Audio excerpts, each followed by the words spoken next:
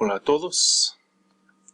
Today I'm going to talk to you about affirmative and negative words in Spanish. Affirmative means yes or some, something always, or maybe also. Negative, of course, has to do with just negating those things. Or positive, so where we have somebody, the negative would be nobody. Something would turn into nothing or not anything. This is an important difference. If you're trying to say, I have nothing, I don't have anything, it really means the same thing. So in Spanish, there's only one word for that. It's nada. No tengo nada or nada tengo means either I have nothing or I don't have anything. It would mean the same thing. So in Spanish, there's only one word for it. Some or any. In Spanish, you have algún, alguno, alguna. And in the negative, we would have ningún, ninguno, or ninguna. And of course, those can be plural as well. So there's nothing at all, none. And we could have some, which is algún, and so on. Siempre y nunca are also opposites here. Siempre, always, nunca, never, or not ever. And then también is also. It follows an affirmative. And tampoco means neither or either or either in English. It would go with a negative statement. For example, I don't like that either. So let's look at what how we can use these.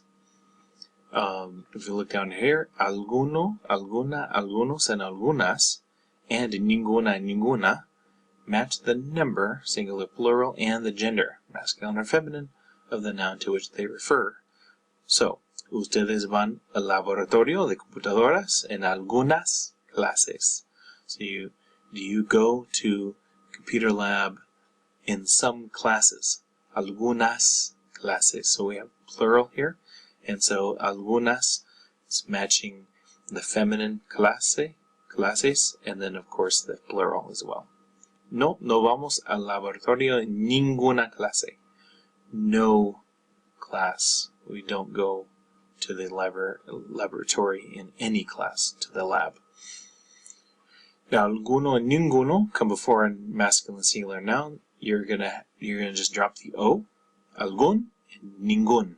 So it's just like the rule for uno. When uno is before a masculine singular, it's gonna drop the O.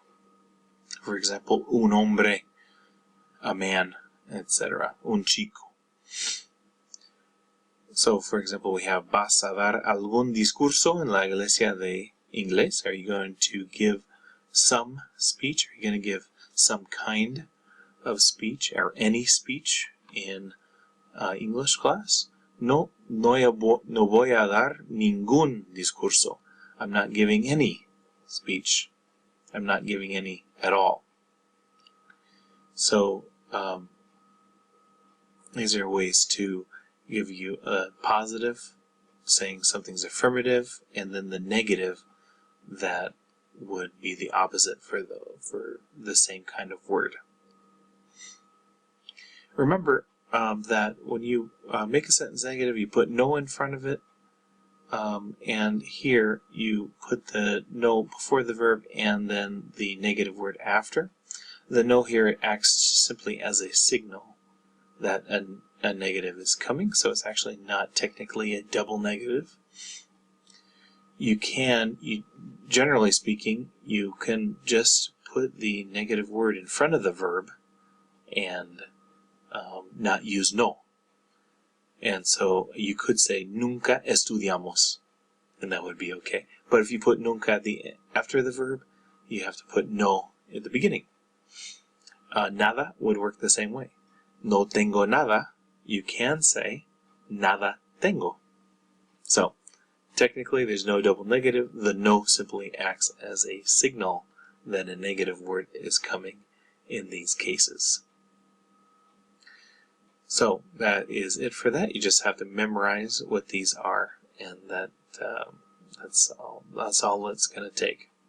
Alguien, nadie. Somebody. Notice how alguien is like algo, right? It seemed to be related there, right? Algo and alguien. Alguien, just think of quien. Quien means who, right? Alguien. You have nadie as the opposite. Algo, the opposite of something is nothing, so it would be nada. And of course, algún, alguna, alguna, the opposite, so it would be ningún, ninguno, ninguna, siempre, and nunca, always and never. And then of course we talked about también as well. Literally, that's what it means, is those two words put together. Tan, bien becomes también. And then tampoco is really tan poco, as little. So it's like saying, like, I like something as little as you do. So it agrees with a negative statement. También agrees with a positive statement. Just like in English, we would use also or neither, depending on the situation, but we would agree with whatever was stated in the last, in the sentence, in the context. Gracias.